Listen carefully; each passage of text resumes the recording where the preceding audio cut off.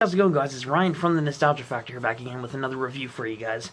And this one's going to be a bit different. This is actually the first fighting game I believe I've covered on the channel besides Bloody Roar 4.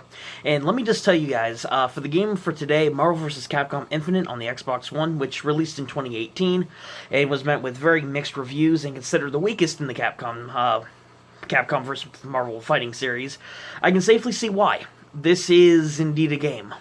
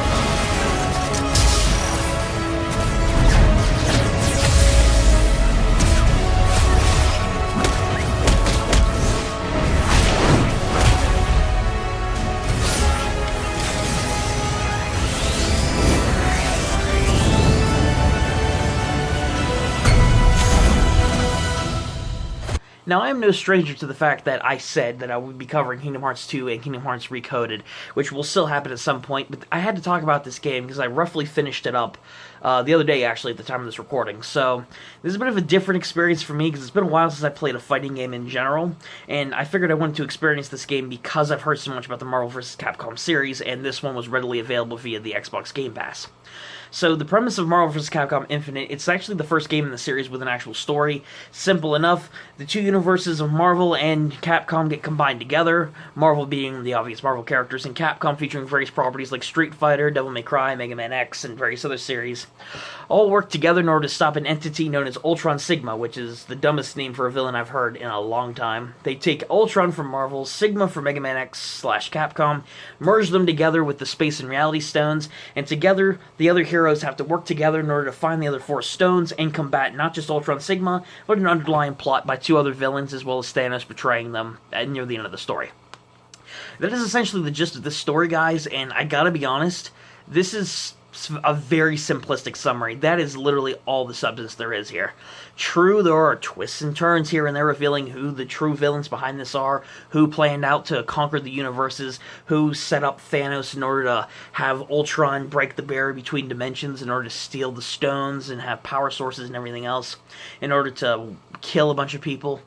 This is literally the whole plot. The problem with this story is it's so simplistic, takes itself way too seriously at different points, and doesn't have enough substance for each of the characters to have their own spotlight. True, you play as multiple different characters in different boss fights, and as you play throughout your journey to gather the stones to stop Ultron Sigma from destroying world, and of course corrupting everything. But this story is so simplistic, there's not much drive there, the dialogue between characters isn't that interesting, and quite frankly, the characters that do show up, they aren't all that interesting, period. True, there are some highlights in there. Dante, for me personally, from Devil May Cry, there's Chris Redfield from Resident Evil, the classic Marvel characters and whatnot, like Doctor Strange and Iron Man. You know, there's like fan favorites you would expect to see from both Marvel and Capcom properties. But they don't interact much, there's no characterization, there's nothing really witty or funny about this. It's literally a straightforward plot that is sped up way too quick, way too simplistic, and it just isn't fun to engage with. Quite frankly, I beat the game in 2 sittings, which is saying something. The length of this game on average is about 4 hours. And this game I beat in one 3-hour session, one night, and then I played earlier today in like less than a 2-hour session, and I beat the entire game. The entire story. So, the story side of things itself isn't that amazing whatsoever. I really wish it would have been fleshed out more with the characters they have at their disposal.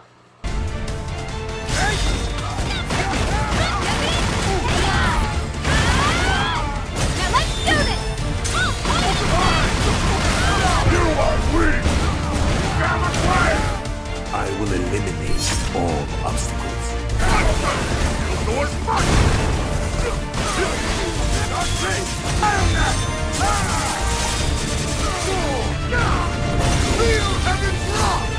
Thunder and lightning! I'll give the game a bit of credit musically. There are some tracks here and there, nothing really memorable or exciting, but it serves its purpose, I suppose, in the different arenas you fight in, the different worlds. And of course, like, the end credits music was, I thought, alright, it was catchy enough. So the music is okay. Visually, this game, while in some areas, like the backdrops and whatnot, I think are pretty detailed enough for a fighting game, and they look good on the Xbox One, which is the system I played this on. I gotta admit, like, the different character models and animations and whatnot look really blocky, simplistic. There's not much detail. Everyone looks like they took, like, 3 pounds of steroids and just look really abnormal compared to, like, their slender physique. I mean, Spider-Man, for example, I noticed especially. Oh my gosh, I don't know what they did to Spider-Man in this game for his design, but he's not the only one. Everyone just looks like a beef, buffed-up version of themselves. And it's just weird, and the faces and whatnot for some of these characters, like Chris Redfield, for example, is just permanently locked into one kind of look. There's no emotion or expression, and the animation just isn't that great graphically. I mean, this game is serviceable for the combat and for the backdrops and whatnot. That all looks flashy enough with the moves, but the cutscenes that take place in the story mode look really bad for the Xbox One.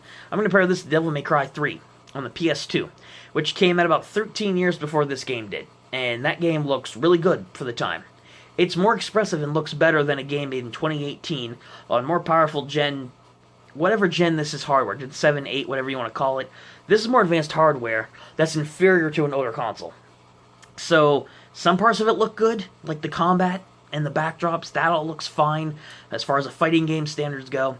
But the story cutscenes and other animations that take place, like the dialogue exchanges before and after the battle, they don't look great.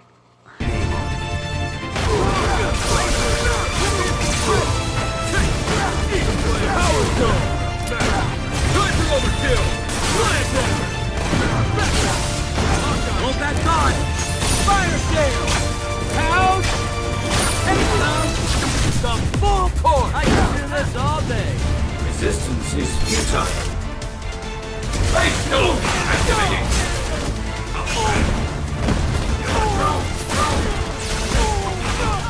Enjoy the gift of fame, burn.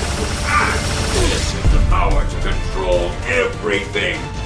So besides the lack of visual fidelity, the music, and the story being way too simple for its own good, and just having way too many quirks for its own good as well, the combat itself, I do enjoy. The roster itself is kind of lackluster in comparison to other Capcom Marvel games, which I thought was way better whenever I saw the rosters for like previous games. They had way more unique characters.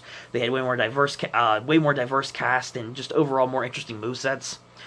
This game, overall, for the combat side of things, in terms of the fighting game style, both in the story and in the extra modes, which I'll get into in a second, it works well enough. It's a very simple fighting game. It gives you prompts, gives you tutorials, it tells you basic combos and moves that you can string together. You have an ultimate attack you can use. In the extra modes where you fight against people online, you even have access to the Infinity Stones you gather throughout the story that have you gain special abilities.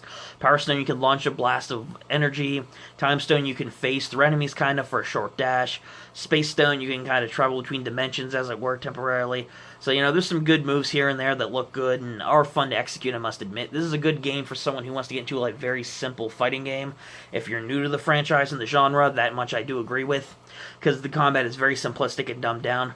But I gotta admit, though, I also think it loses a lot of the flair and charm. Aside from the story, which I've already covered, the extra modes and whatnot aren't very appealing to look at. There's nothing visually popping about them.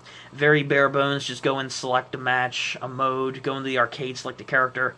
There's nothing really cool there. The extras aren't anything to write home about. Character bios, voice lines, different trophies and whatnot you can get, but there's nothing rewarding to make you want to play as all the characters, especially with all the other issues and how simple the game is. True, on one hand, the combat's fluid enough and works fine enough, and is a good introduction to people who want to get into fighting games, but the problem is, for most everybody else who's familiar with fighting games, and I think gamers in general, even casuals, they won't get as much enjoyment in this game because of just how simple and watered down it is. It's just not satisfying as other fighting games you might play, especially compared to other Marvel vs. Capcom games that were more polished in this game and far more interesting in its structure. So the combat works well enough, and again, the fighting styles and whatnot are fun to execute, and they are fluid enough. Again, I'll give credit where credit's due there. It is fun to play, and you will get some enjoyment out of it, again, especially if you're a starter. However, in general, it's very simple, not as very intriguing as what you might think compared to other games, and you might get bored of this one pretty quick. So, it's good, but also has issues. all in all. I mean, that's about all I can really say about this game. Marvel vs. Capcom Infinite is a very short experience for the story mode. Nothing amazing there. The animation for some cutscenes and whatnot doesn't look that great. Musically, this game doesn't really stand out in too many areas. Story is very simple and straightforward, just not enough substance to really make a huge impact on you afterwards. The combat works fine enough for someone who wants to start enough, and it's flashy in the animation there as well. And it is a good starting point for people who want to get into fighting games. It can be satisfying at times in online matches, and even in the game to pull off different combos and whatnot. But it's so simple and watered down that not only will veterans of fighting games not really find this one appealing because of how simple it is, but even newcomers to the fighting game franchise will find themselves probably getting bored after a while just because of how simplistic it can be, or how cheap it can be depending on what kind of difficulty range you want to go with. And all in all, the game itself, all things considered, with the story mode, the graphics, the music, the extra modes not being very flashy, not adding much substance to the game all in all, Marvel vs. Capcom Infinite, the best way I can describe it as, it's not a good game by any means, it's not amazing, it's not a bad game by any means either, I don't think, more an in-between kind of game. It's okay. It's an alright experience. The best way I can surmise Marvel vs. Capcom Infinite is it's a game. It is indeed a video game. It's a very simple fighting game that is okay.